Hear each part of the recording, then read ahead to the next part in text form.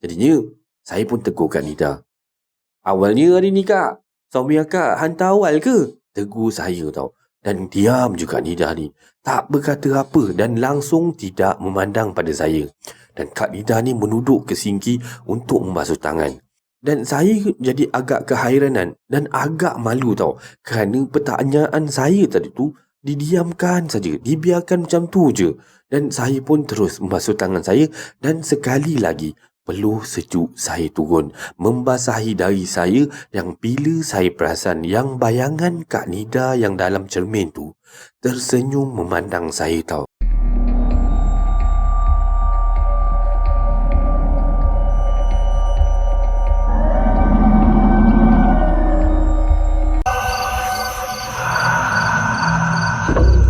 Assalamualaikum warahmatullahi wabarakatuh dan salam sejahtera kepada anda semua.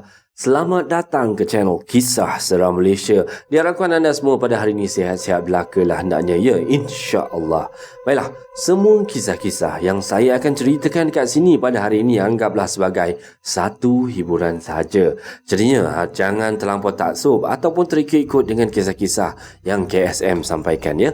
Baiklah, sebelum kita bermula, marilah kita sama-sama berdoa kepada Allah Subhanahu Wa Taala. Rabbighfirli warhamni wajburni warfa'ni warzuqni wahdini wa'afini wa'fu anni. Rabbighfirli wali walidayya warhamhuma kama rabbayani saghira. Ya Allah, ampunilah dosa kami dan dosa kedua ibu bapa kami, dan kasihanilah keduanya sebagaimana mereka mengasihi kami sewaktu kami masih lagi kecil. Amin, amin, ya rabbal alamin. Jadinya, tanpa membuang masa lagi, kali ini KSM nak bawakan anda kisah-kisah seram. Baiklah, dengan lafaz Bismillahirrahmanirrahim, mari kita teruskan.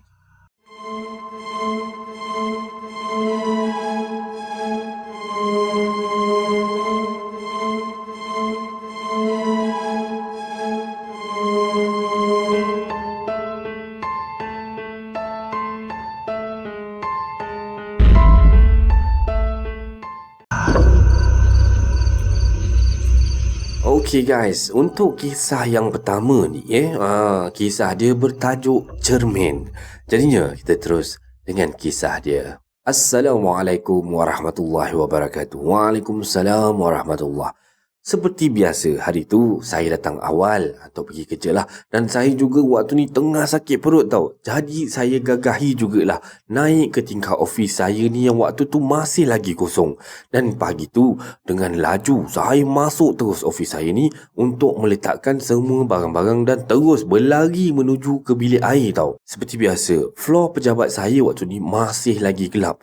Tapi sebabkan perut saya ni tengah memulas-mulas sakit ni, dah tak ada dah, hilang dah perasaan takut yang timbul dalam hati waktu ni.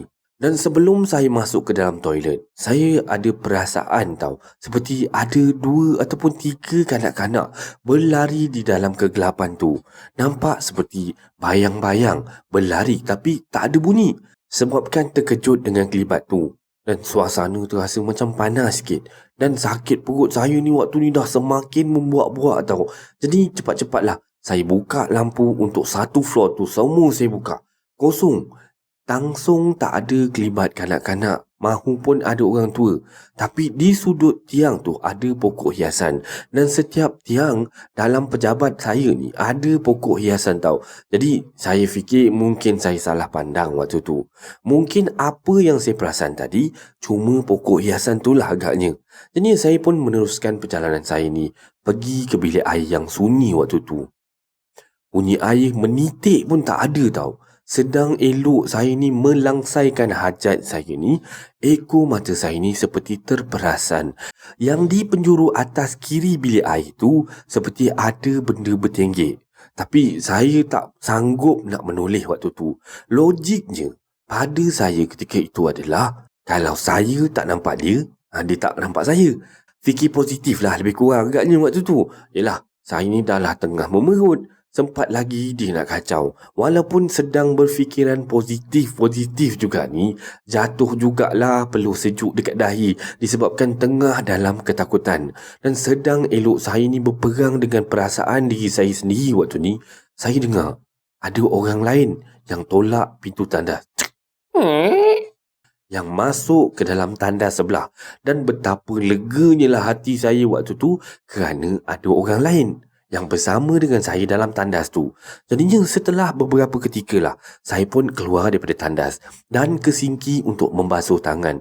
Dan tak lama selepas tu, orang yang berada di tandas sebelah tadi pun keluar sekali tau. Oh, Kak Nida rupanya. Dan saya kenal tau Kak Nida ni. Dan dia ni merupakan penyambut tetamu dekat syarikat sebelah. Kak Nida keluar daripada tandas dan terus ke sinki bersebelahan dengan saya. Yang peliknya Kak Nida ni hanya memandang terus ke depan, pandang straight je ke depan dan tidak menegur saya langsung. Pelik. Selalunya Kak Nida ni jenis happy go lucky, ceria je sepanjang hari dan memang selalu akan menegur saya.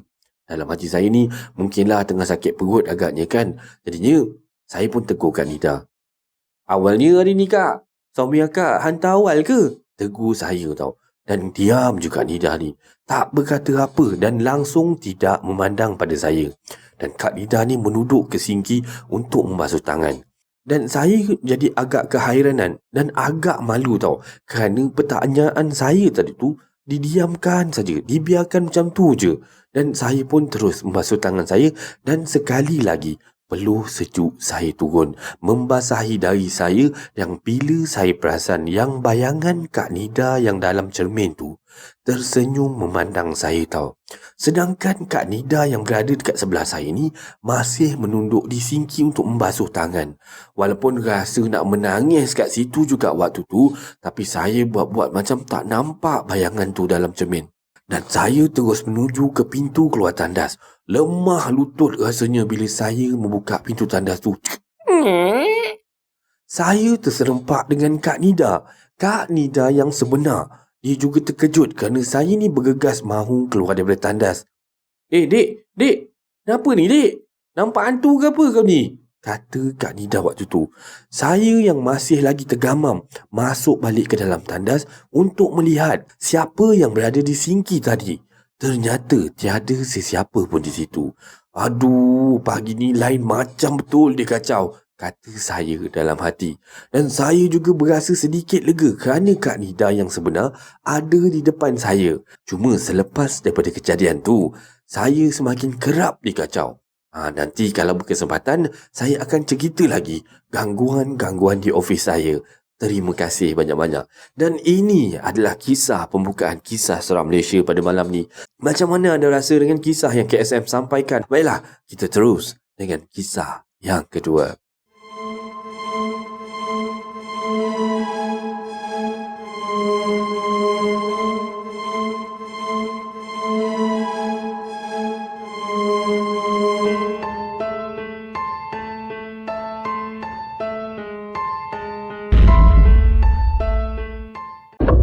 Baiklah, untuk kisah yang kedua ni tajuknya Kakak Dalam Cermin. Kita terus dengan kisah dia.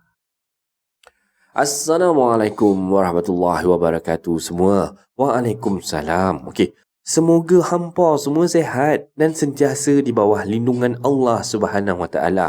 Insya-Allah. Okeylah. Nama saya Annie dan saya bersyukur sangat kerana saya mendapat tempat di matrikulasi Pulau Pinang setelah habis SPM tempoh hari.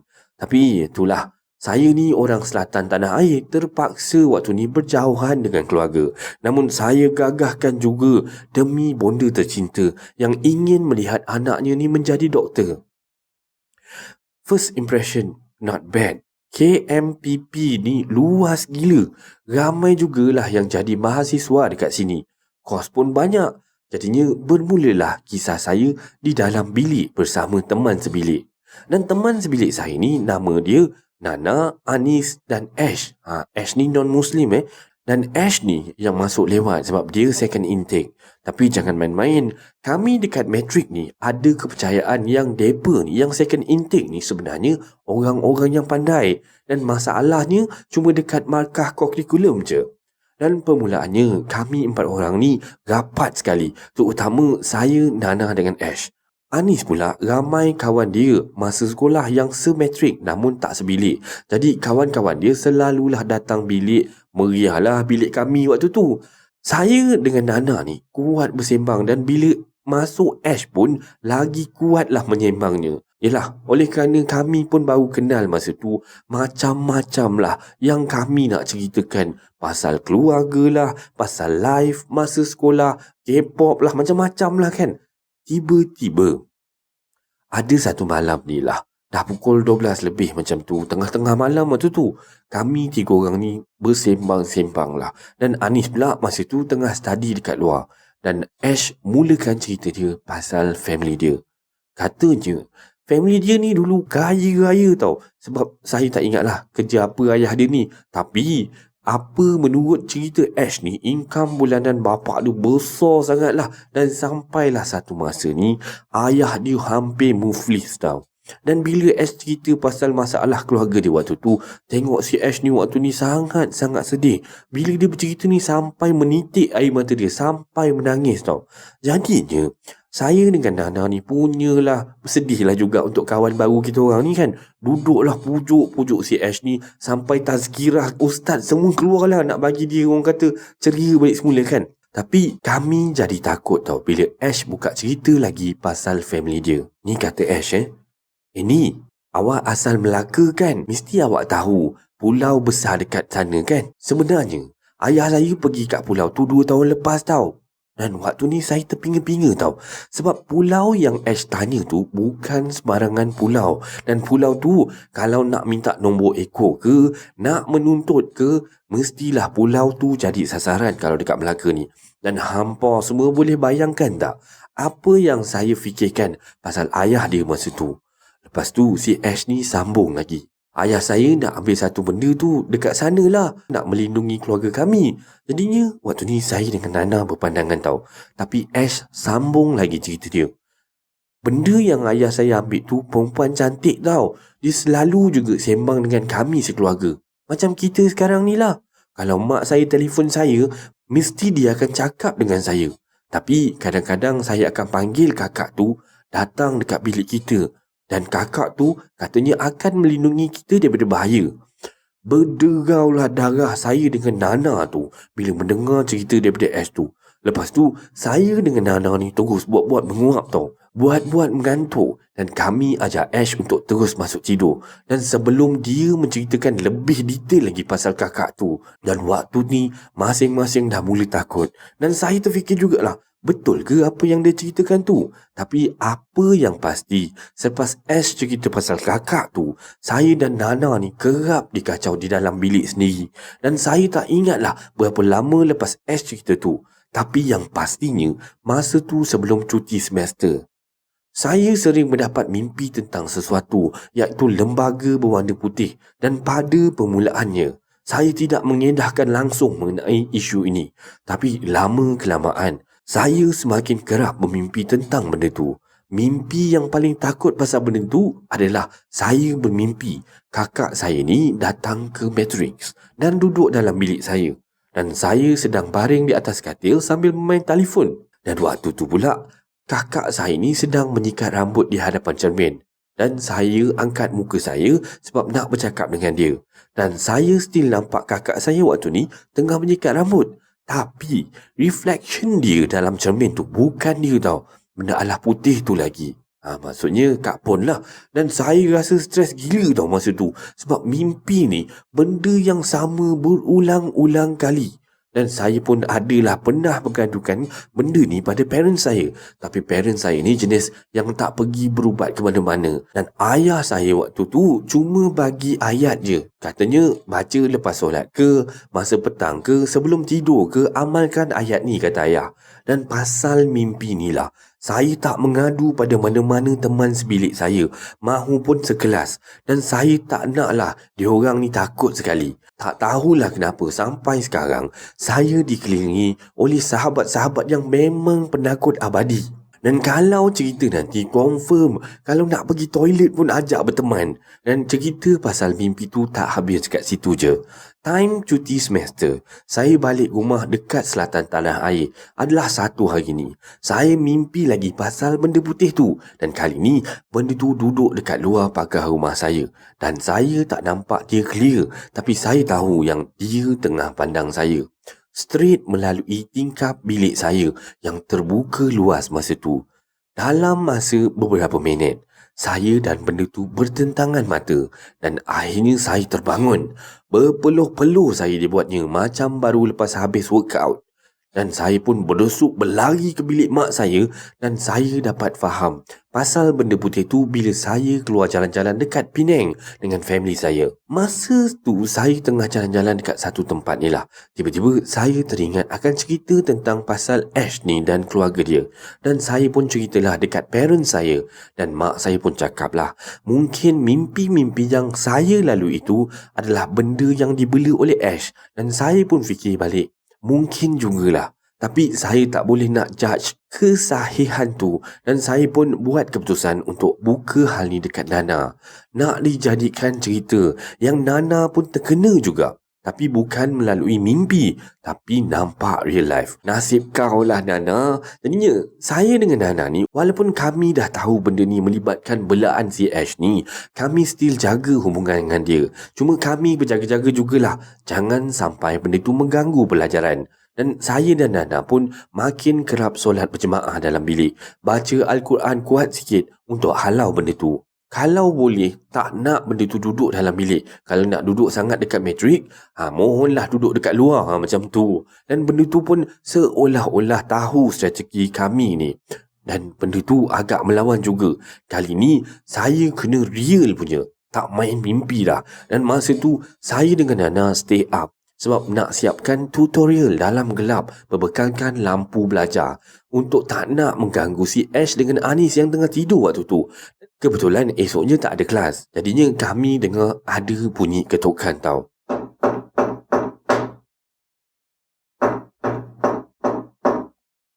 Dan bunyi dia ni macam kita ketuk pintu. Tapi bila kami tengok bawah pintu, tak ada bayangannya pun. Jadinya saya dengan Nana ni dah lali dah. Masing-masing pun dah jenis jadi hati jadi kering dah. Malas nak layan. Selepas gagal gangguan pertama tu, dia upgrade jadi lebih ekstrim sikit. Dia jelmakan diri dia dekat tempat Ash, macam duduk dekat kerusi Ash dan menghadap ke meja study dia. Dan kami ni duduk dekat belakang dia waktu tu. Maknanya, tak adalah kami nampak muka benda tu. Dan saya dengan Nana waktu ni gigih duduk membaca ayat kursi ni. Tapi perlahan je lah kami baca. Sah, benda tu yang saya nampak dalam mimpi. Dan saya daripada perasaan takut jadi marah bila difikir-fikirkan balik. Dia ni mengganggu kami masa study. Dan akhirnya dalam 2 minit macam tu benda tu hilang. Saya dengan Nana pun ambil bantal selimut, berkampunglah dalam bilik TV. Tak sanggup nak berhadapan dengan benda tu dah. Dan cerita pasal benda tu pun hilang sikit-sikit menuju ke penghujung semester. Dan dia pun kurang dah kacau saya dengan Nana. Cuma kami pelik lah sebab tiba-tiba hubungan kami dengan Ash semakin menjauh. Tapi kalau itu yang terbaik untuk semua, kami reda je. Nasib baiklah dan nak habis semester kan. Last, teguran benda tu untuk saya adalah semasa study week last final exam. Dan saya demam masa tu. Mudahlah dia nak kacau. Dan saya tidur awal pada malam tu sebab telan Panadol. Dan esoknya, saya bangun nak dekat pukul 10 pagi. Dan saya seorang diri dalam bilik. Mungkin mereka ni lepak study dalam bilik cikgu agaknya. Senang nak tanya kalau tak faham apa-apa. Dan saya pun bangun, mandi, siap-siap nak pergi bilik cikgu juga. Dan masa saya sikat rambut, saya menghadap ke cermin. Dan saya nampak dalam cermin tu, benda putih tu duduk dekat tempat Ash. Sama macam malam saya dengan Nana ni kena kacau tu. Allahu Akbar, sudahlah saya waktu ni tengah sorang-sorang. Saya pun kemas beg, capai tudung dan terus belah daripada situ. Dengan bilik yang tak berkunci, saya serah je pada Allah SWT untuk melindungi barang-barang saya dan roommate dalam bilik. Seingat saya, itulah last kali saya nampak benda tu. Dan lepas tu, saya langsung tak nampak dah. Walaupun masih lagi mimpi pasal benda tu lepas habis matrik. Sebenarnya, kenapa cerita ni saya tak boleh lupakan? Sebab saya ni jenis yang tak nampak rasa ataupun apa-apa sense yang berkaitan dengan makhluk ni. Berbeza dengan kakak saya. Masya Allah, pantang lalu dekat tempat pelik sikit. Pantang demam sikit, mesti rasa atau nampak yang bukan-bukan. Dan sebab itulah selepas kes ni, saya seolah-olah boleh mengesan kehadiran sesuatu yang bukan manusia. Dan saya rasa sampai sini je lah kot cerita saya pada kali ini. InsyaAllah nanti kalau ada cerita lagi, saya akan post lagi. Dan ini adalah kisah seram yang kedua daripada KSM pada malam ni. Macam mana anda rasakan dengan kisah gangguan dia? Okey, jadinya kita terus ke kisah yang nombor 3.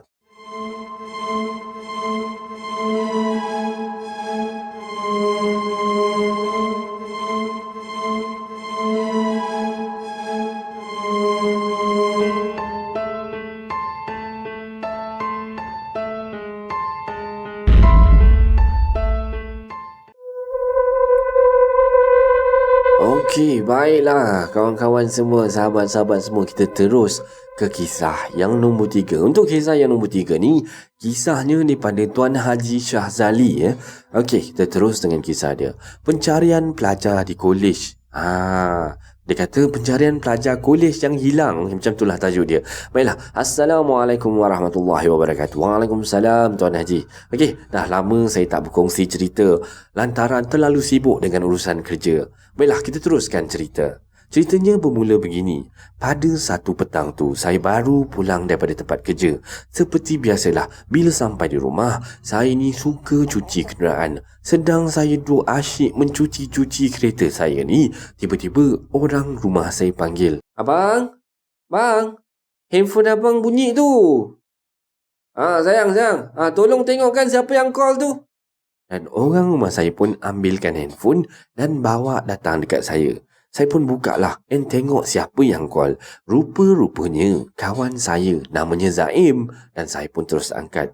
Assalamualaikum. Oh, kau Zaim. Ada apa Zaim? Call petang-petang ni. Nak ajak aku main bola ke? Tak serik lagi ke hari tu? Kena leading 5-0. Waktu ni Zaim tergelak besar lah bila dengar jawapan telefon saya macam tu. Tak adalah. Hari tu aku saja je bagi chance untuk kau menang. Kau tunggu minggu depan nanti. Siap nanti aku kalahkan kau pula. Habis tu kau ni kenapa Zaim? Tak macam ni. Bini aku ni sebenarnya dia ada telefon aku tadi nak minta tolong dekat kau. Sebabnya sekolah dia ada buat perkemahan dekat hutan Lipo Sagil. Tapi sekarang ni masalahnya pelajar dia 2 orang hilang tau. Dan sampai sekarang ni cari-cari tak jumpa dan tak balik-balik ke tapak perkemahan. Kau boleh tolong tak? Kita tolong aku tolong isteri aku carikan mana dia orang ni. Astaghfirullahalazim. Habis sekarang ni bini kau kat mana? Bini aku masih kat sana lah. Sekarang ni dia baru je call aku tadi. Dia minta tolong kat kau kata dia. Kalau kau boleh tolong, kalau kau boleh tolong lah. Sekejap lagi aku datang ambil kau, kita pergi sana InsyaAllah. Aku cubalah bantu mana yang boleh. Kita cari budak hilang tu sama-sama Cuma aku nak minta tolong kat kau lah. Kau sediakan selai kain pelikat boleh? Okey ni, macam ni. Aku siap-siap dulu. Nanti kau dah sampai, kau tunggu kat depan rumah aku Jadinya, lepas tu saya pun bersiap-siap lah. Saya keluar, saya tengok Zaim dah sampai kat depan rumah. Dan waktu ni saya tengok si Zaim ni dengan adik dia, adik perempuan dia. Dan isteri saya bila tengok macam tu, nak ngikut juga kata dia. Dan bila saya tengok macam tu, saya pun izinkan je lah. Tapi awal-awal lagi saya dah pesan supaya baca doa peninding yang pernah saya ajar. Dan tepat jam 7 petang, kami pun bergerak ke lokasi tapak perkemahan pelajar yang dimaksudkan ni, dekat hutan Sagil tu kan. Dan di sinilah bermulanya kisah. Sebelum kami sempat sampai ke lokasi lagi, kami dah mula diganggu oleh makhluk-makhluk yang dari mana datangnya pun kami tak tahu. Tapi yang pasti saya yakin makhluk ni lah yang dah sorokkan budak-budak tu. Semakin dekat kami dengan lokasi pelajar yang hilang ni, semakin kuat pula gangguan yang kami dapat. Tapi saya cuba tenangkan semua dalam kereta tu waktu tu. Dan saya cakap pada semua, selawat, jangan berhenti selawat.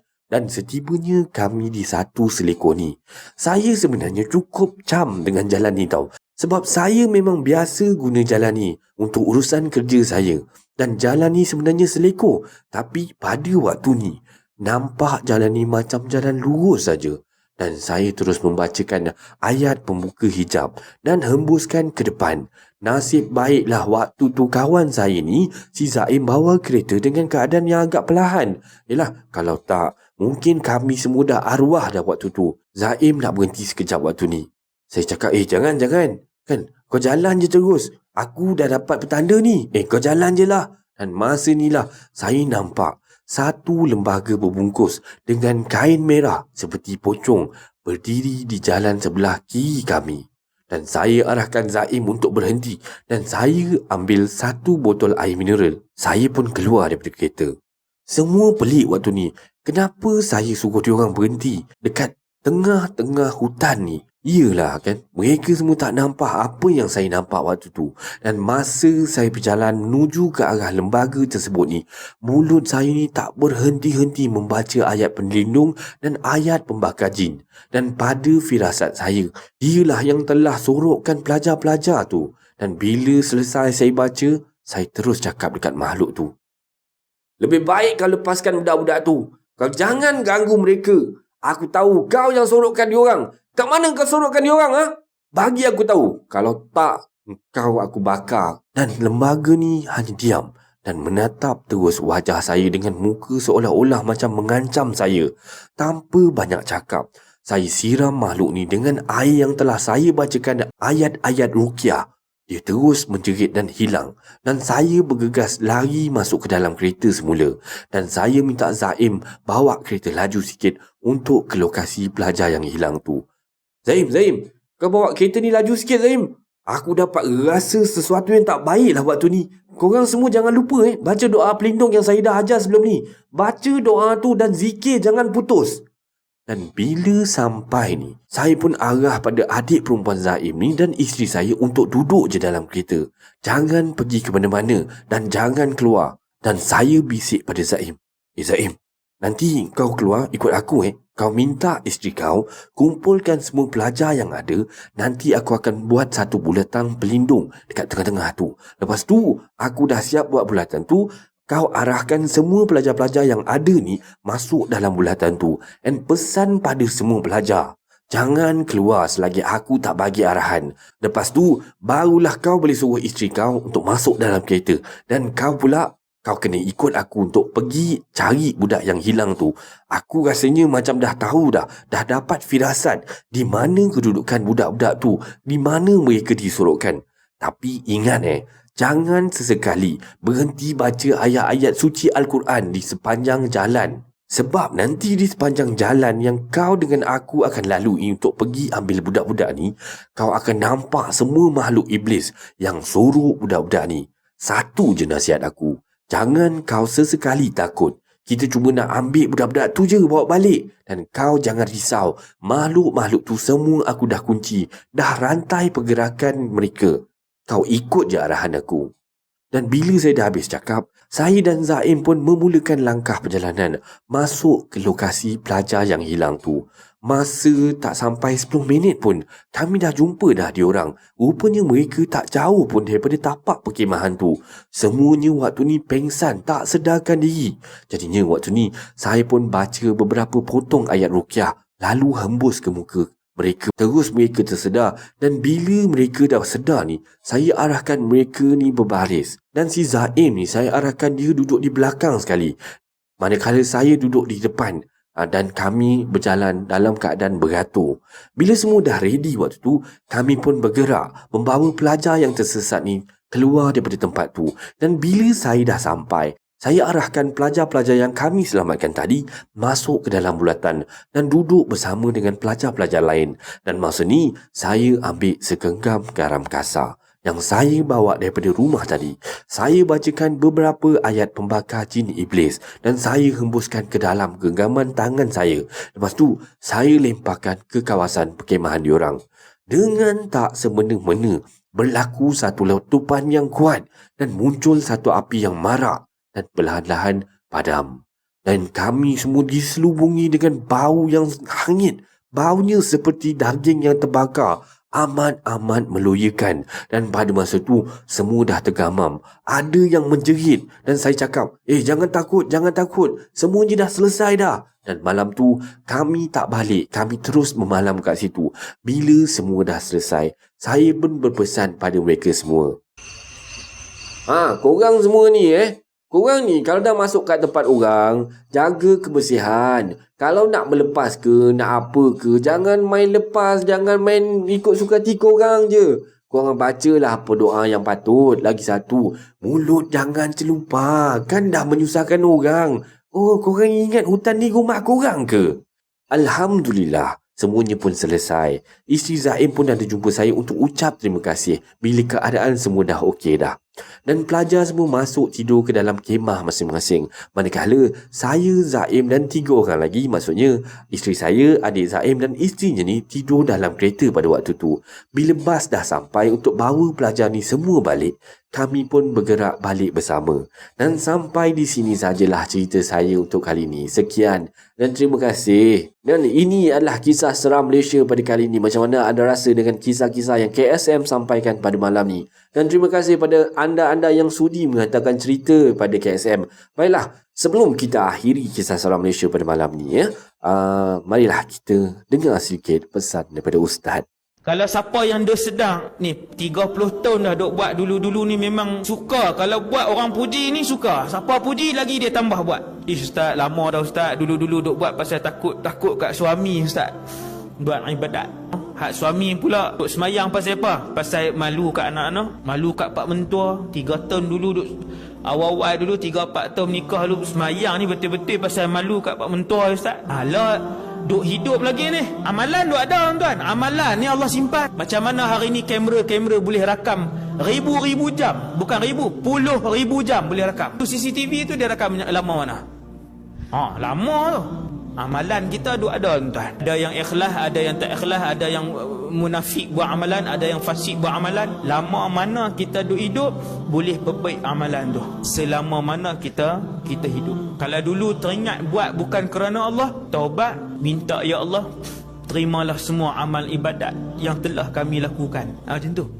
Allah Ta'ala dia perbaik balik semua amalan lama tu, dia perbaik. Tuan.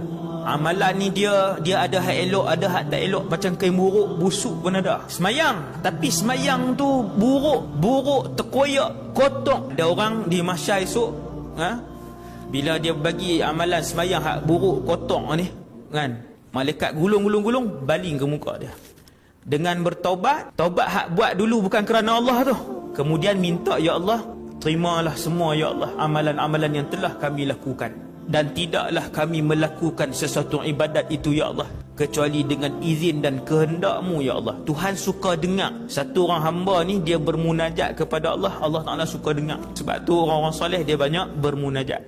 Satu orang di mahsyar dia terima buku dia dengan tangan kiri, maka bermulalah penyesalannya.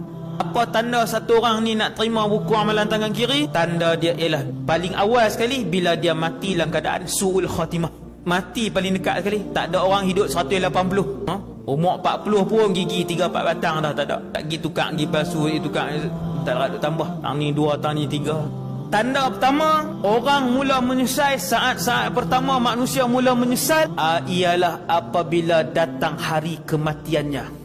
Hari mati dia kan. Pasal orang bila dia mati cara tak elok, mati su'ul khatimah, maka bermulalah hari-hari malangnya. Tak rehat dah. Kalau esok petang dia mati su'ul khatimah, maka bermula petang esoklah kesengsaraan dan penderitaannya. Sampai bila Ustaz? Tak sampai bila. Dia tak ada sampai bila dah. Habis.